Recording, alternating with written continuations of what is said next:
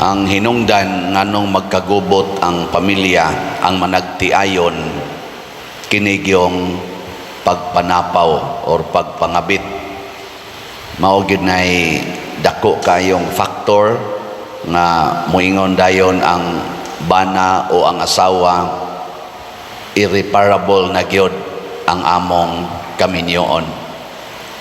Dili na, wala na'y kapuslanan, patay na ang among kaminyoon kay tuwa na siya lain, tuwa na siya magpuyo, nagluib na siya. Ana, mo na ang atong solusyon dinhis kalibutan, ang divorce bill. Okay mo ana? Ha? Di mo okay? Ngayon, saan naman lang na nga naman siya magpuyo uslain. Nanapaw naman. Sa pa may kapuslanan, muna na yung mga factors nga sa human standard o human tawag parlance or standard, sakto yun kayo. Patay na nang maong kaminyoon. Pero og arita mo tan-aw sa higher level, sa level sa Ginoo, wa pa na mamatay. Kay inig humagkasal sa babae o sa lalaki dinhi sa sakramentos kaminyoon, dili naman sila usa kung dili sayop, dili naman sila duha kung dili usa na lang. Nausa na sila kalawas, one flesh ang declaration ni Jesus. You are no longer two, but one flesh. Dunay panahon nga ang atong flesh, kini atong lawas, ang pika side, ma-stroke, ma-paralyzed. Ma-paralyzed ba?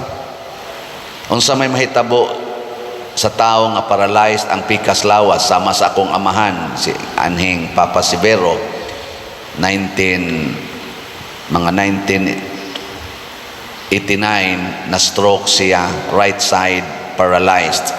Namatay siya 1995. Nga mao gyud na iyang sitwasyon, pika side paralyzed. Unsa may gibuhat sa dili paralyzed nga lawas, wa siya makig-divorce, wa pikasas doktor ang lawas ni Papa aron ibilin ang paralyzed niya, palakton ang katong dili paralyzed. Imagine kuno ninyo, pikason ba? Wa naman ni kapuslanan, ibilin lang nang naangkwa niya, karing na itong papadayonon. Dili kung imong pikason, mamatay ang tibuok lawas. Mao na ang lawas nga lagsik, iyang giantos pagkarga ang iyang lawas nga paralyzed, ang bahin nga paralyzed. Og maunay image sa kaminyoon nga gustos Ginoo nga atong ibutang sa atong huna-huna o kasing-kasing. Ayaw guba ang usa ka lawas. Hinoon, oso naman sa naaros ato, euthanasia, abortion, ano bang wa nagi kaluoy ba nga mupatay og lawas. Di hasta sad ang gitawag og conjugal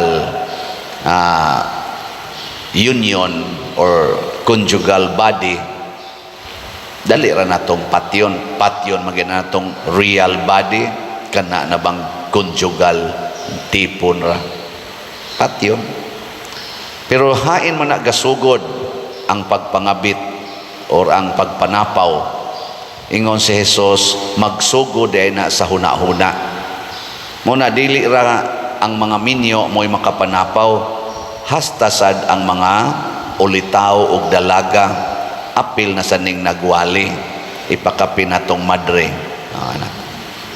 Kaya nga naman, pulos man ta na ay huna-huna, naman tayo huna-huna, niya pulos man ta doon ay sexual desires.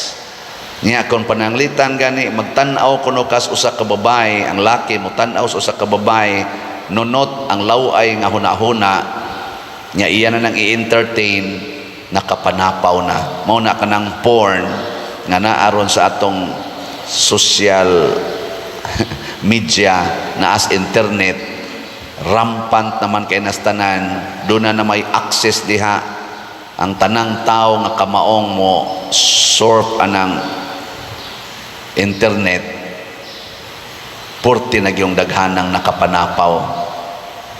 Kay maghuna-huna naman, glaway. Muna daghan sa kay sa atong mga batanon karon nakapanapaw, nakahimog premarital sex. Ngano man, tungod gyapon kay ang huna-huna, duna na may pagpanapaw. Gikondisyon na ba? Natod pa ni St. Augustine mantingal ito, actions follow the desire. Ug unsay imong gibutang sa imong hunahuna, mosunod ng imong mga actions. Basta di lang ka paralyzed. Pero paralyzed ang imong lawas, gadako lang imong hunahuna, di mo sunod imong kamot. Pero kung di lang ka paralyzed, mo sunod yun. No? Nganong nangatog mamuron nga nagwali ko? Nganong natog man mo ang uban ninyo? Ha? Mata ra ba dayon ay? Nganong nangatog mo? Tungod kay ang inyong mind, why gana nga mo entertain aning explanation, aning wali? Ang inyong ganahan kanang libak, kanang ganahan mo ana kanang entertainment ba? Kanang ma-entertain, ana. Kana bang makapasigas mata? Wow, maana ka ba? Pero wali gani niya magsigi hunahuna imong utok magsunod sa unsay gisultis para niya kapoy baron nga. Nigingon manindog ana sa dayon pugwat dayon. Pero naset pa ang inyong mind, kinahanglan ko ron magkat-on ko sa Ginoo, magsiga inyong matay, parte ninyong makapa-entertain. Unsa gito akong gisulti? Unsa to'y mahitabo humagkasal? Ang babae o lalaki, dili na duha, kung dili usa na lang kalawas. Ana. O na siya. Di pwedeng buwagon. Pero doon ay gihisgutan si Jesus, nawa magluib kaniya. Kaning pagluib, broad kay ni siya. Basi gatuo ta nga pagkaminyo, nagluib. Dili rana diha kutob. Usa sad na siya. Dili ka na bang infidelity after wedding? Doon na say infidelity before wedding. Muna ang atong simbahan, mi-offer og declaration of nullity. Kana bang gitawag og annulment. Pero sa ato ng real term sa atong simbahan, declaration of nullity. Pasabot gi-declare nga ang inyong kasal invalid from the very beginning tungod kay dunay apan, dunay pagluib. Pasabot wa gitug-an ang mga apan, nagluib ang usas mga partners. Mao nay atong interpretasyon. Ang divorce design na nga valid ang kasal pero dunay nang hitabo nga mga pagluib after marriage, mo na i-divorce. Ang simbahan dili mo sugot ana. Kung valid ang kasal from the very beginning, dili na gid na buwagon. Pero i-prove sad sa kuan nga dunay mga pagluib sa mapananglitan, dunay gipamabdusan ang laki, wa gitug-an sa babae nga duna na say anak sa lain. Unya kasal dayon sila. Paghuman, gisong siya sa babae, gipresentahan siya bata, wa na gitug-an siyang bana. That is pagluib. Deceit ang tawag ana nga impediment. Deceit, pangilad. Or ang laki wa mo tug-an nga bisexual day siya, usahay mo lalaki siya, usahay mo babae siya, wa siya mo tug-an ana. Nya pag-abot na dito silang kaminyoon, agoy na may laking gidugdog dito ang ilan namang driver mo gikulatag kumbatig maayo, nasakpan mas asawa nga unsa kadi ay homosexual sa deka insya usahay insya niya usahay sad mahimo sad kong heterosexual. Pagluib na mo na i-declare og nullity. Or wa mo tug-an ang laki nga sige day siya suyop anang drugs nga iya ding utok ng word nilang gamiton bangag kana bang duna nay depikto unya wa siya na sultihis bana, wa na gidisclose sa iyang pamanhunon or sa iyang asawa, pag-abot na dito nasakpan ng 40 dieng musuyop, nagsugod pa din na before sa ilang marriage, gani pagkaminyo nila gitirahan pag yung duha ka tira aron dili dukaon di maluya, pwede i-declare nga way kasal. Nakuha na mo? Mo na'y pagluib atong gipasabot, gi-translate na sa simbahan sa ana nga pag-translate. Doon ay sobra na po ka mga impediments on marriage nga dili mahimong valid ang kasal sa simbahan nato basta presenting maong mga impediments, mga babag, mga apan nga dili makapahimong dispose sa usa ka party, sa lalaki o sa babae, sa paghimog desisyon nga kanabang itaw na to free consent. Free consent. Mabuta na ang unang pangutana inig kasal, mianhi ba ikaw sa imong kabubuton? Ang sa may in English ana, did you come here of your own free will? Free ba ang imong will o clouded or gibabagan, impeded by certain circumstances? O free, okay. Mabuta to kausa si Pope Francis na issue ana kay ingos Pope Francis, og ato yung istriktuhog analyze ang ato mga Catholic marriages karon, 90% man dito yang giingon voidable, questionable. Pare anang buntis na daan. Buntis na ba? O nagminyo? Buntis na. Nabuntis ang lalaki. Nabuntis ang babae. Niya mo to'y hinungdan na nagminyo sila. Kana siya psychological impediment man na. Sayon ra kay na i-check. Pangutana ang babae. Ikaw day, og wapa ka mabuntis, magminyo ka karon yung tuiga, karon yung buwana. Muingon gani siya, dili.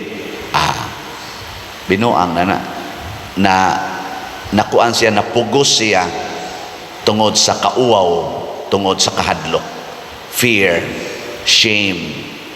Mao nay nakatukmod niya, dili tinuod free ang iyang consent. Nya mo na mga peligro kayo nga mag-ahat-ahat og minyo tungod lang kay salbaron ang akong pagkabuntis.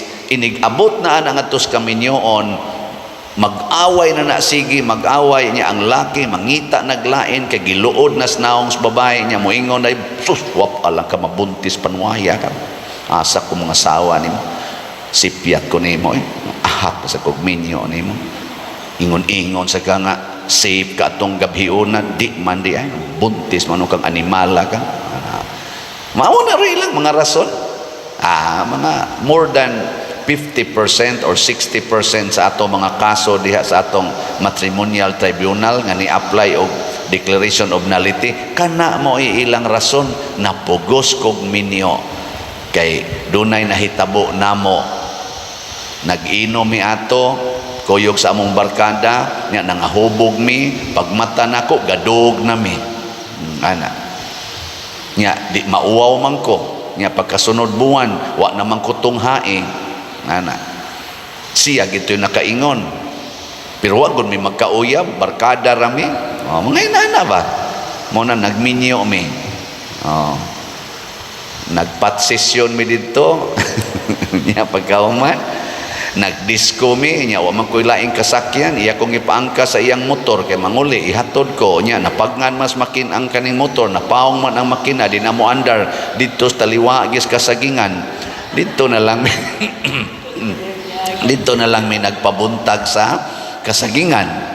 Og maoto ni saha, no, ni turok ang saha sa saging, ni turok nagsuka-suka nako paghuman. O niya, mauwaw man ko. Pero wag mi magkauyab. Barkada rami. O kana.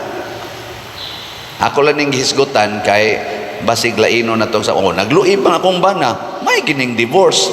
Dili na mo mindset sa simbahan. Nakaron unsa may maayong buhato nato to help marriages. Sugdi pagsulbad sa sinugdanan pa lang, paminaw sa Ginoo. Ayaw pataka-takag desisyon, paminaw sa Ginoo. Diri sa unang pagbasa, gikulbaan na kayo si Elias, siya na lang usa nagtago sa langob, ningong Ginoo, paminaw nako, pakig-istorya nako. Ug ang Ginoo wa makig-istorya ni Elias diha sa hangin nga kusog kaayo, wa dihas linog, wa dihas kayo, kaniba mga spectaculars nga mga kahintang sa kinabuhi. Sama anang mabuntis ka, sama anang gi-rape ka, sama anang uyab mo, unya 10 years na mo nga uyab, hadlok na kang mabiyaan sa train, kay 35 years old na ka, gusto na dyo ka magdali-dalig minyo, kay 40 years old na ka, ni amay ni abot, bahalag manuyupay, basta in love lang nako, ahat na lang dyo ko ani, kay sus, kapit patalim na ni, kana ingan ana ba, imo na ng kaugalingon, paminaw sa Ginoo. Kanus aman musulti ang Ginoo diha sa hilom, peaceful way. Mo nang i-relax usang imong utok. Kana bang peaceful ka ba? Nya paminaw sa Ginoo. Nya inighatag sa Ginoo og instruction, sundana, di gyud ka magmahay. Ako din nato bintahaan ang akong uyab, ang last na kong uyab. Kato tanan akong uyab, pulos magito sila mga buotan, mga pinili man to. Nako yun, pang minyo ay magito sila. Di man ko basta-basta mo manguyab, basta dua-dua lang. Pero sa pag sige na kong pamalandong, nagkabuwagid ming nila. Hangtod ang katapusan ako nga kana ganing kuan, na ganing uyab, ang among nabuwagan tungod kay mosuod ko seminaryo, porting hilak na ko hapit mo usa ka tuig na kong hinilakay ato. Sige jud kog paminaw sa Ginoo, dili nang gaalintabo nga emosyon, kung dili diha sa relax nga heart and mind, and listen to God in a very prayerful and open, humble heart. Speak, Lord, your servant is listening. Namo tong gi-instructan dayon si Elias, igo gyud kaayo sa solusyon ang instruction sa Ginoo, dihugin ning maong hari, dihugin ning maong hari, nya pagdihog sa bag-ong propeta kay Elisa natika. Di, ana, ending. Paminaw sa Ginoo, Lord, namabdos ko, magminyo ko karon, dili. Isa ganahan ka magminyo karon ka ha, o ikaw lang yun, pabuton, dili, ayaw minyo, pakatawha ang bata. Nya inikataw nas bata, wa na mo'y mga sexual activity sa imong uyab, naglimpyo na mo sa inyong kasing-kasing, gilikayanan ang inyong mga malaway nga mga buhat, samtang nagmabdos ka, hangtod na taong bata, pagkapinig 1 year, makamintain ba mo sa inyong purity? Makamintain ba mo sa pagpugong sa kaugalingon to conform to the will of God, nga ayaw panapaw, wala na ng adultery, restore your moral virginity, both of you. Nya kung nagka-hiusa gid mo nga magminyo gid ta, prepared na sad mo na namoy pangwartahan, na namoy panginabuhian, hala, pagpakasal, inig humagkasal, tipon dayon, manghuri na og 12 ka buok ang inyong nasipyat og desisyon na anak. Wa na nay sala, maapil pagkalimpyo ang inyong previous nga sala, og mahimong lunsay, tunhay og balaan ang inyong pagpuyo. Solve the immorality before solving the legality. Kay kung naa gani ang immoral life, bisag asa pa kaibutang mo nang uban karon, tagurhan na ka divorce, kaduhan na naka-divorce, katulunan na naka-divorce, nagi uban ug aton tan-awon labi na gid ang ato mga celebrity gisubay-subay man diha, basta kanapo na nag-ilis-ilis og bana, nag-ilis-ilis og asawa. Wa gyud kakitag sakto ngano man na wa man nila sulbara ang immorality. Ang gisulbad raman ang legality, ang emotional level, dili man ang spiritual level. Mo na sa atong tubag sa Salmo, sa atong tubag, nangandoy ako nga makakita sa imong naong o Ginoo. Unsa may naong sa Ginoo? Holiness. Return to a holy state of life before making final decision, especially marriage. Nya kun minyo na sad mo, balik usa ngadto sa holy state of your life before deciding magbuwag ba kita o dili. Pasabot, patubua usa ang gugma una paghimog desisyon. Tanawa inig tubo sa gugma, makakita ka nga kani nga sigig kulata nimo, mao ni makapalangit nako. Nya kana sang kasigig kulata nimo kay luod na kay kagnaong, moingon dayon na siya, mao man ni ang the best woman in my life. Daghan kay mga testimonya ni ana, paminamos mga couples for Christ, kanang naa sa mga BLD bukas loob, mga charismatic nato nga mga couples, paminawa na daring kay sila, courageous kay silang mopaambit sa ilang mga kasinatian nga purting batia nga kun atong tan-awon og wa gyud Ginoo din agyud pwedeng mag-uli sila, pero tungod kay ilang gipasod ang Ginoo sa ilang kasing-kasing, nanindot ang ilang pagpuyo, wa silang mag-divorce. Unsa may makapanindot, ibutang ang Ginoo, paminawa ang Ginoo, sunda ang Ginoo. Mao nang i-promote na nako bitang ampo alagad antos, triple A na ako'y gitudloan anak karon. Ampo alagad antos, hapit na mo 20 ka tuig, gubot kay ilang pamilya. Karon ga sige nag-text nako, Father, nangausab na gid ang tanan. Few months pa lang nga nagsige mig ampo, sige mig alagad, sige antos, conscious effort, nangausab ng tanan. Nako, keep it up. Kay napay daghang pagsuway. Balik lang yapon, ampo alagad antos. Di ba? Lingay mong tupad. Ing nasa akong pagampo, murag ang gitudlo os Ginoo, mamalit gitag slat. Ngano man, kay ang tao sad nga maampuon, generous to the church. Ngano man, the fountain of wisdom and holiness is in the church. Mo na kining atong pagpamalit og slat, makalipay. Nya ang mamalit og slat, mahimo sang malipayon, ug ang inyong kaminyoon mahimong hapsay og tunhay. Kana ako lang nang gisingit kay haron mo makahinumdom nga dili day na lain nga activity ang pagpamalit og slot dinhi kaning atong SBF dag nga tag 500 pesos o kaning atong MMHD nga tag 1,000 pesos. Wa ko report update kay holiday man atong niaging adlaw, karon pa to tingal ugma pa ta maka-report. Doon ako paminaw sa Ginoo. Actually mura jud ko gadamgo kay excited na ko nga mo celebrate sa akong 20th anniversary sa akong pagkapari karong June 22.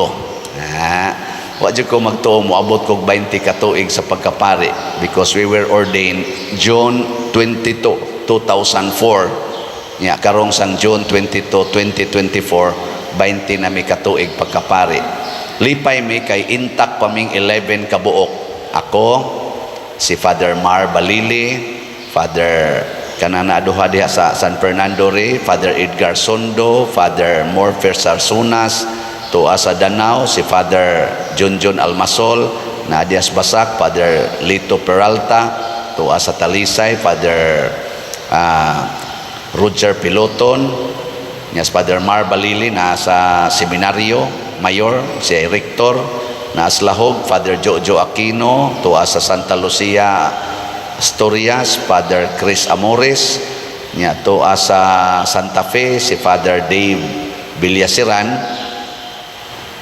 suntong usa. Naasming Glanilia, si Father Roy Bukag. Intact pa mi. Lipay mo? Muna sa atong MMHD kay ako napari man jud ko tungod ni Mama Mary, mo nang di jud ko kabalibad aning mga mag fundraising basta para ni Mama Mary o para ni Jesus. So, doon na tayo 20 slot challenge sa MMHD. Hangtod mahurot nagkahalin, 20 slot challenge. Pila man na? 20,000 pesos. Tag 1,000 man per slot sa MMHD. So, ako nang i-launch karong adlawa ang 20 slot challenge sa MMHD, 20,000. Sa inyo nang pagpasalamat sa Ginoo, uban ako o uban namo nga niabot mig 20 years sa pagkapari. Kay wap ako mapari, wa gid unta tay fundraising atong 2021, 2022 nga nakatukod sa Kapilinya di Fatima. Ug wap ako mapari, wa sad siguro ta ka fundraising diri nga nakatukod na ron ani atong simbahan na nasa tay bag-ong kumbento. Nagpasalamat mo ana o wa? 20 slot challenge kay bawo na mo ana. Sige, manindog na ta.